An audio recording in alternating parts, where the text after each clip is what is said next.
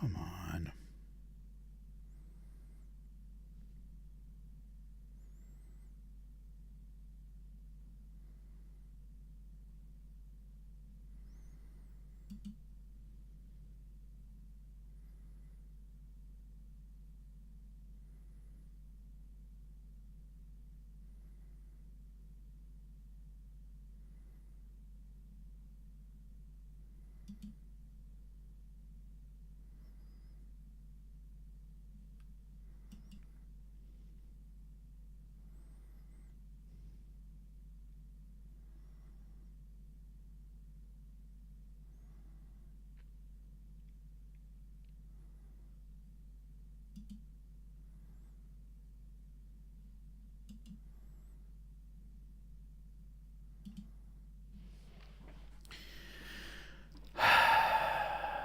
TikTok is driving me nuts tonight.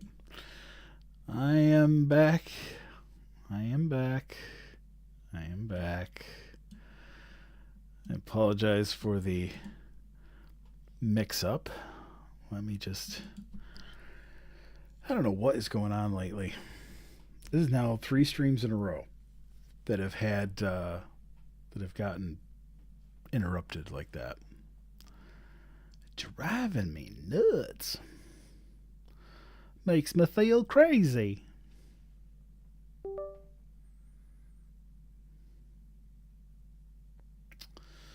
Come on, we'll get back to the story here in a moment. I didn't pay off the TikTok gods enough. We love the TikTok shop.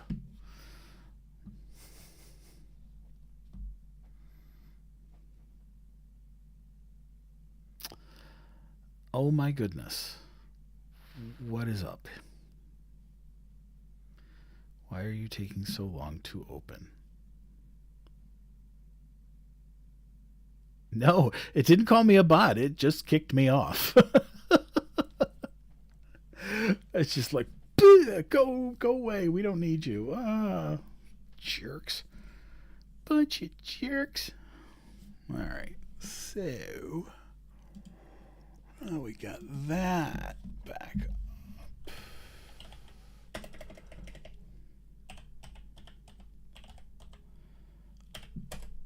I am bound and determined to finish this frickin' story. So if you guys will stick around, I will finish it.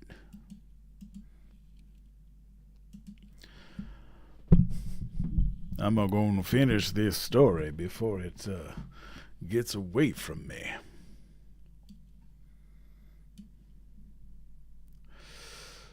Nope, that's not the right one. Why are you giving me a hard time? Why? Why?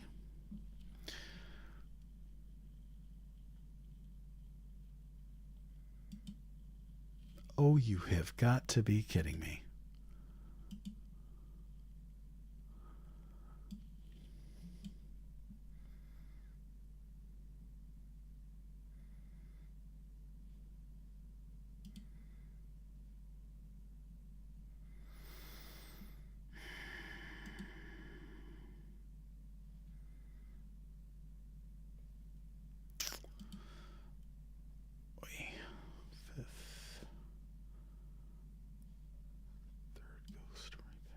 That's not opening.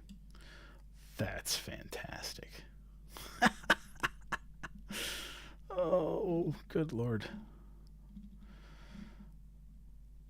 I'm finishing this story if it kills me. It probably will kill me.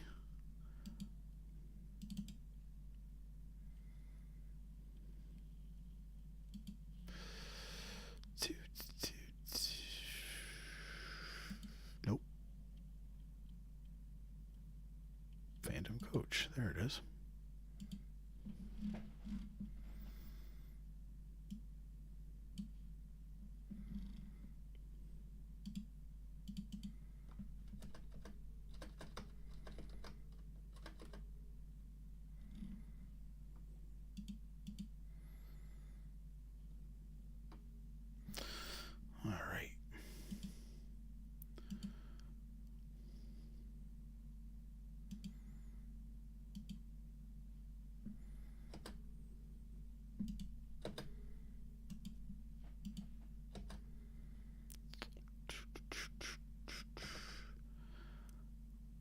Okay.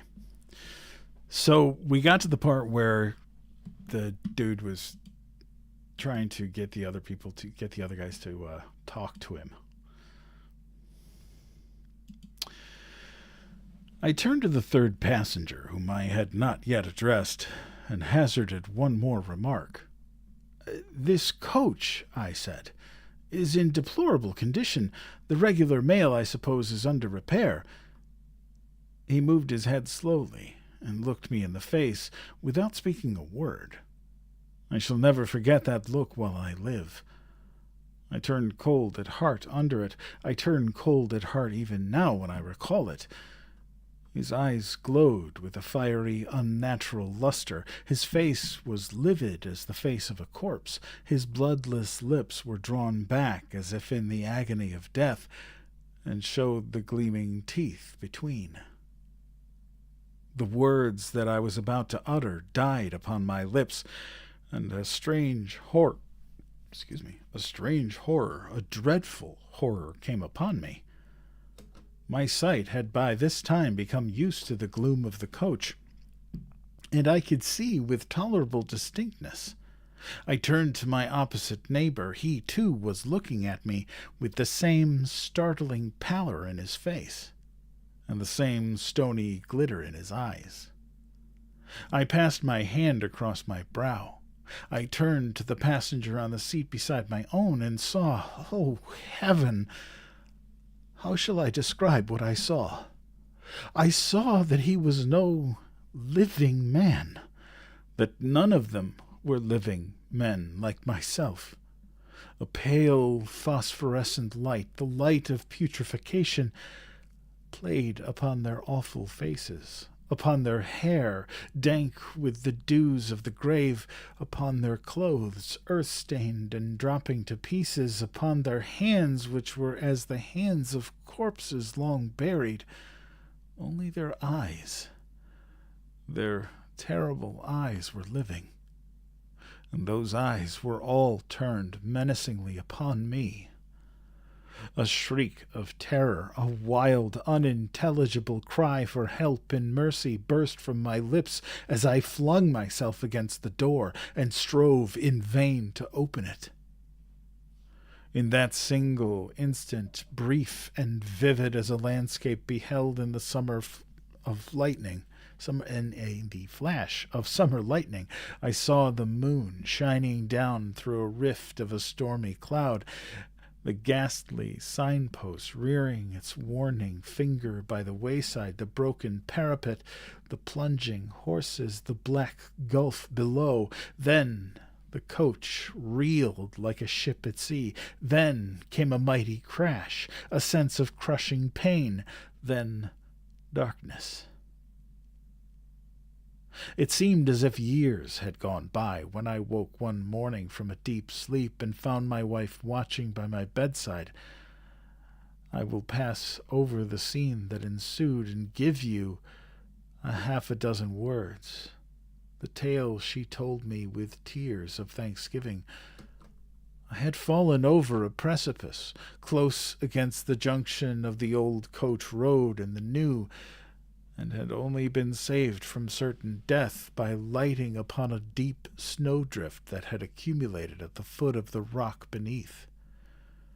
In this snowdrift I was discovered at daybreak by a couple of shepherds, who carried me to the nearest shelter and brought a surgeon to my aid. The surgeon found me in a state of raving delirium, with a broken arm and a compound fracture of the skull. The letters in my pocket showed my name and address. My wife was summoned to nurse me, and thanks to youth and a fine constitution, I came out of danger at last. The place of my fall, I need scarcely say, was precisely that at which a frightful accident had happened to the North Mail 9 years before. I never told my wife the fearful events which I have just related to you. I told the surgeon who attended me, but he treated the whole adventure as a mere dream born of the fever in my brain. We discussed the question over and over again until we found that we could discuss it with temper no longer, and then we dropped it. Others may form what conclusions they please. I know that 20 years ago I was the fourth inside passenger in that phantom coach. Dun, dun, dun. Well, despite the technical difficulties, we finished. Yay.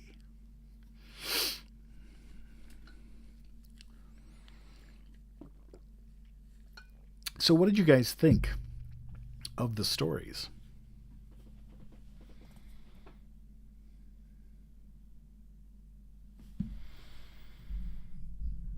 I think it's really amazing. I mean, like, at the time that these were published, female authors were, they were publishing things like, Jane Austen and, the Wuthering Heights and, Pride and Prejudice and stuff like that.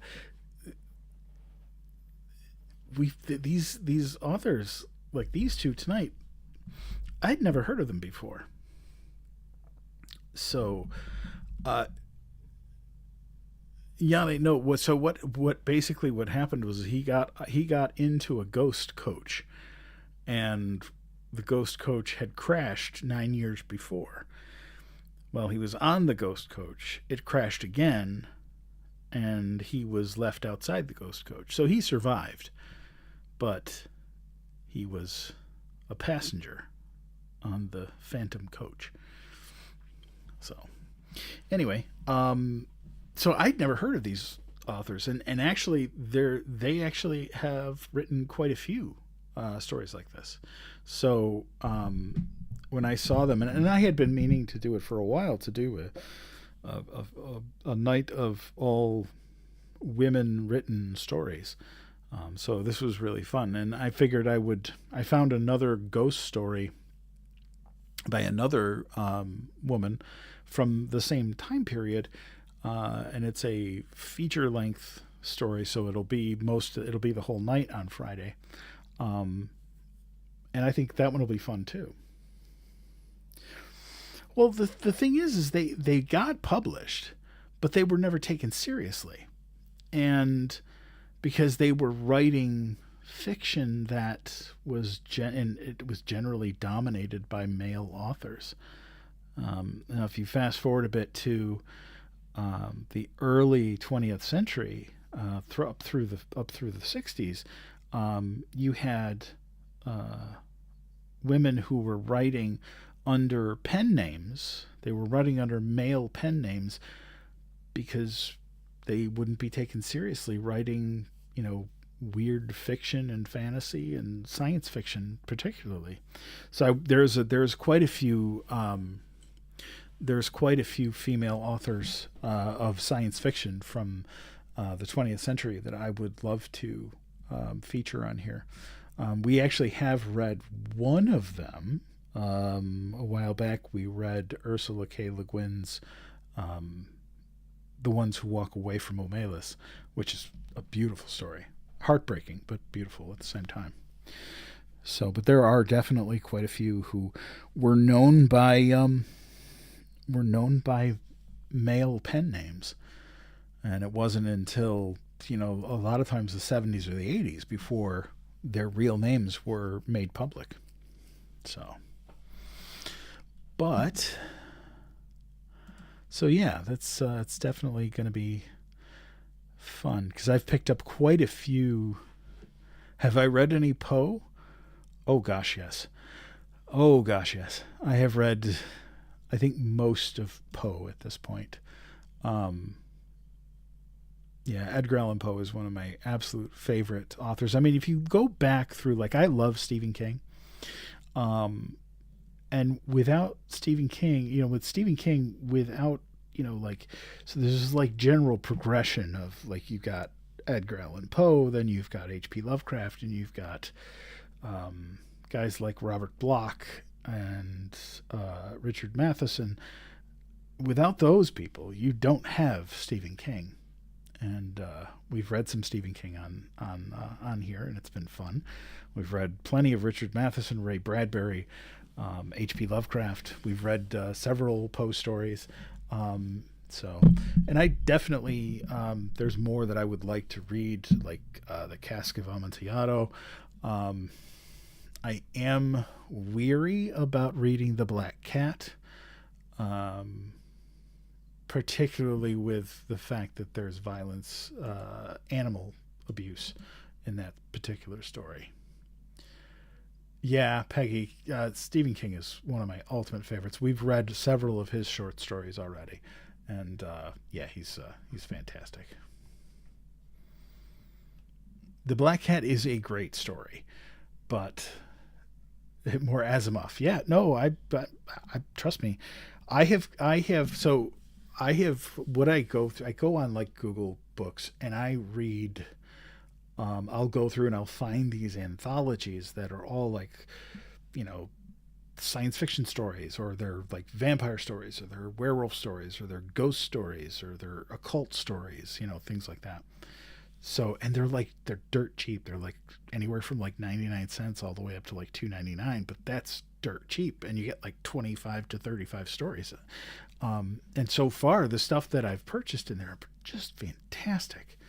Only like the nice King books. Yeah, well, I think one of my favorite of his that we have read here, two actually. One is Cycle of the Werewolf. That was a feature story one night, and the other one that we read that I thought was great was The Jaunt.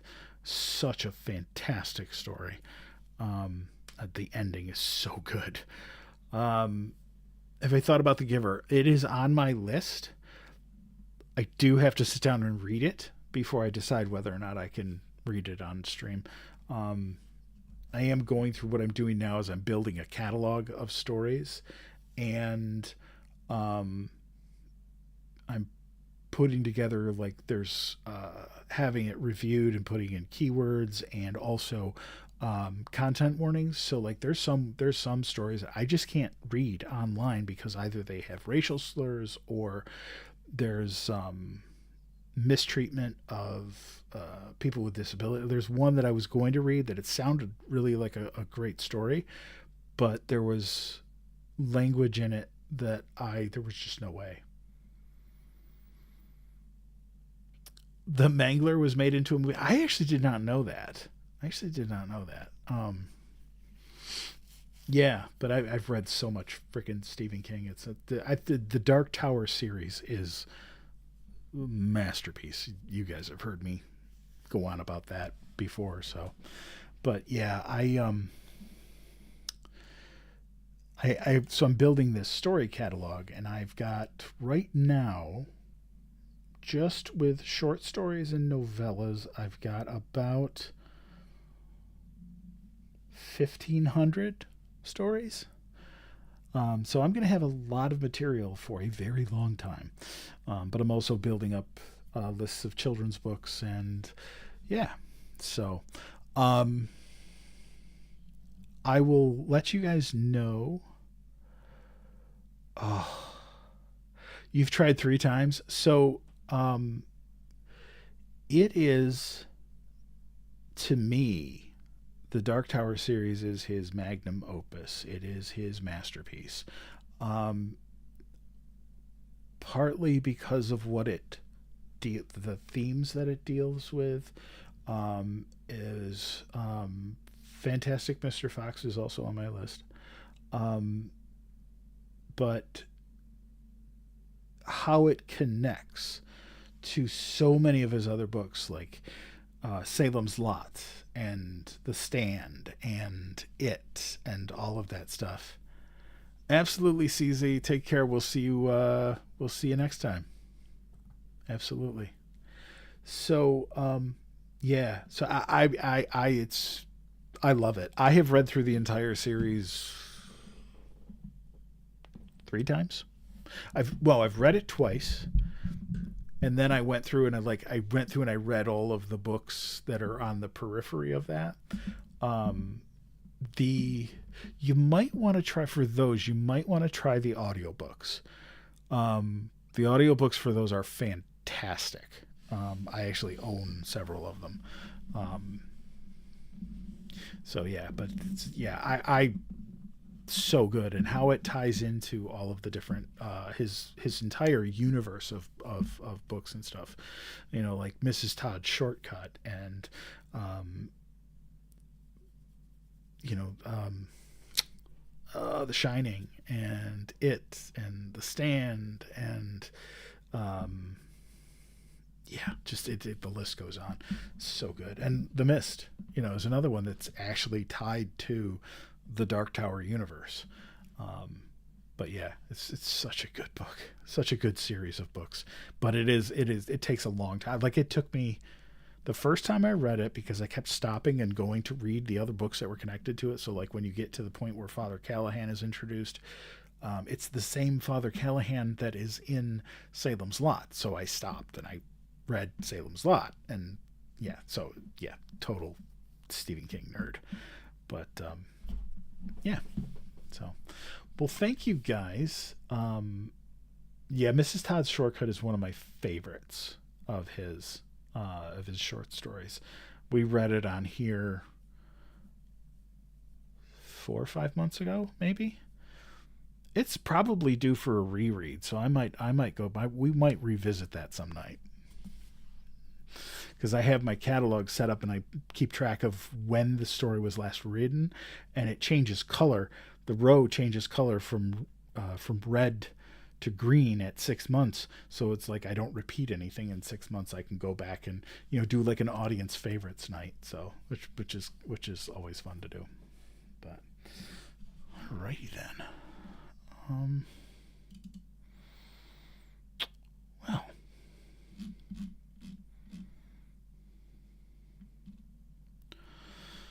All right. So thank you all for. I can wait. The Stand is a fantastic book. What I think is really wild is the fact that the antagonist in The Stand is Randall Flagg, and who is also one of the many versions of the Man in Black from the Dark Tower series, which personally I think the Gunslinger has one of the most iconic and memorable opening lines of any book. And it's that the Man in Black fled across the desert, and the Gunslinger followed. The desert was the apotheosis of deserts. I could do that. Actually, I have a video of that. The first 2 or 3 paragraphs actually is part of my content. 201. You guys are awesome. Oh, thank you guys. Thank you so much for that. I really appreciate it. 23 new followers. It's a good night. Not huge, but not huge, but they don't all have to be huge. I'm just happy you guys are in here listening with me. What's my schedule? I do 4 lives a week. Sunday and Monday because I just added Mondays. So Sunday and Monday will generally be family friendly nights, where we read children's chapter books. We've read things like The Phantom Tollbooth, Wind in the Willows, Mrs. Frisbee and the Rats of Nim, Charlotte's Web, Bridge to Terabithia, which I will not be reading anytime soon again. Holy cow, that book was a kick in the chest. Wrinkle in Time, probably at some point going to be reading the Chronicles of Narnia, Alice in Wonderland. I've got those on my schedule. We just did James and the Giant Peach last Sunday and Monday, which was absolutely fun. Needed that as a palate cleanser after Bridge to Terabithia. So Sunday and Monday at 9 p.m. Eastern Standard Time to 11 p.m. And then I also do Wednesdays and Fridays at 9 p.m. To 11 Eastern Standard Time. And Wednesdays and Fridays are for stuff like what we read tonight, ghost stories, horror and science fiction and fantasy and thrillers. I've done, we did a Sherlock Holmes story not too long ago. So read all kinds of stuff. So, but yeah. Thank you, Candace. I really appreciate it. I'm glad you found us and enjoyed, and we'll be back. That's fantastic. I've got people that show up every night that I'm live, and I've got people that only show up on certain nights, and I've got people that only show up for the family stuff, which is totally fine. Whatever you can. I'm just happy when people show up. Because a year ago, I was sitting on 2,300 followers, and now I'm at 16.2 almost. It's crazy. But you guys are awesome, and I really appreciate all of you. So, join me on Friday for another tale of the supernatural by another remarkable 19th century woman as we read The Secret Chamber by Margaret Oliphant. And then again on Sunday as we begin The Boxcar Children by Gertrude Chandler Warner. We'll be doing that one over the course of Sunday and Monday. If you enjoy these stories and would like to help support what I do here, please consider subscribing or becoming a superfan. It helps keep the campfire lit. Wait. Holy crap. Yes, I guess I did. Anybody want to claim it? Because I'll go look it up later, but if you're still in here and you are the seventh superfan, please identify yourself, because I would like to heap praise and thanks upon you. Anybody?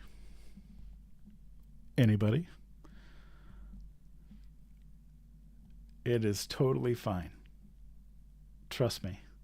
So, and I always say this all the time, but subscribed or not, superfan or not, I am truly happy that you are here.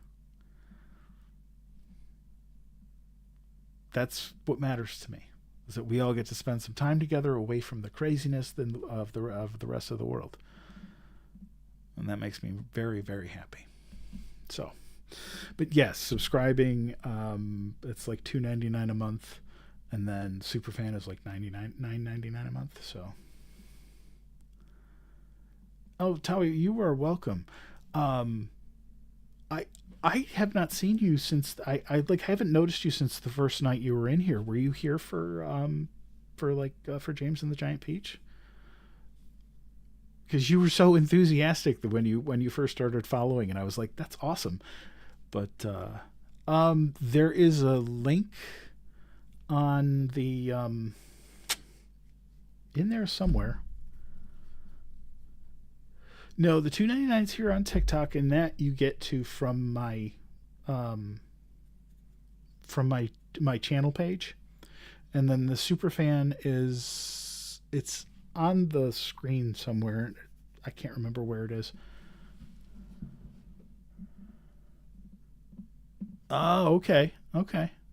Well, if you want to catch up or watch anything that we've done between then and now, I'm very happy to see you again. But click on his face.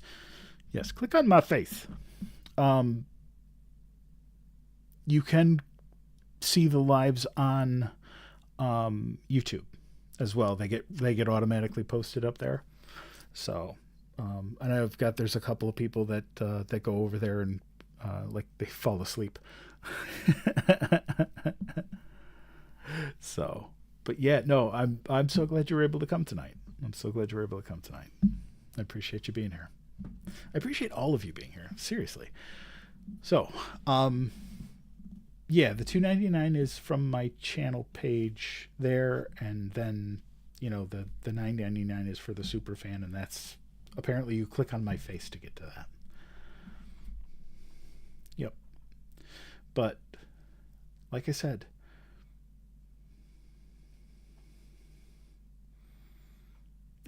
four dogs, work, and 2 grandchildren. I feel you. I don't have any grandkids yet, but I have a needy cat and, 2 daughters. And then you get fancy stickers. Yes. Tessa, did you just get here?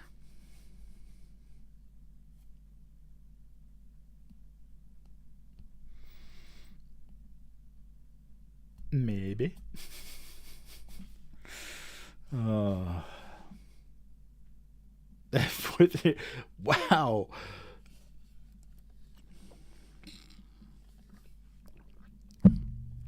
Relatable hair. I told my my daughter that lives in Liverpool. I said, look, I got a couple people from the UK that listen at 2-3 o'clock in the morning. What's your excuse? And she's like, Dad, I've got A levels, and I'm like, I don't know what that is. She had to explain it to me. So yeah, but it's fun. So, but yes, I'll be back on Wednesday, or back on Friday, with another ghost story by another 19th century woman.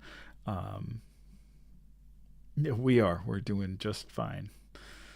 I had to, I actually met her new boyfriend over a video call. And I'm not that dad. I'm not the dad that's like, oh, you better not, you know, I don't do that. But I did look at him and I said, look, I can't get a shovel and garbage bags through TSA, but I can buy some when I get there.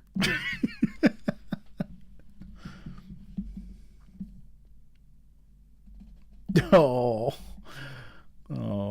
dogs are so much fun. But yeah. So, but Sunday we're going to be starting the Boxcar Children, and that's going to be a Sunday, Monday evening. So, yeah. Anyway, well, it is 11:30. Jeez, got stayed on long tonight. Well, I suppose that makes up for the fact that the stream dropped. And actually, it dropped completely, and then I had to reboot my computer to get it to come back up. So I was gone a little more than I should have been. But anyway, I'm glad you guys all survived along with me, and I appreciate you. Thank you for coming in. We'll be back on Friday, and then we'll be here on Sunday and Monday, and then we'll be back in next Wednesday. So until then, please be kind to each other. And be kind to yourself, because kindness matters. And so do you. Good night, everybody. And I will let you guys know as soon as merch is available. Good night, everybody. We'll see you Friday.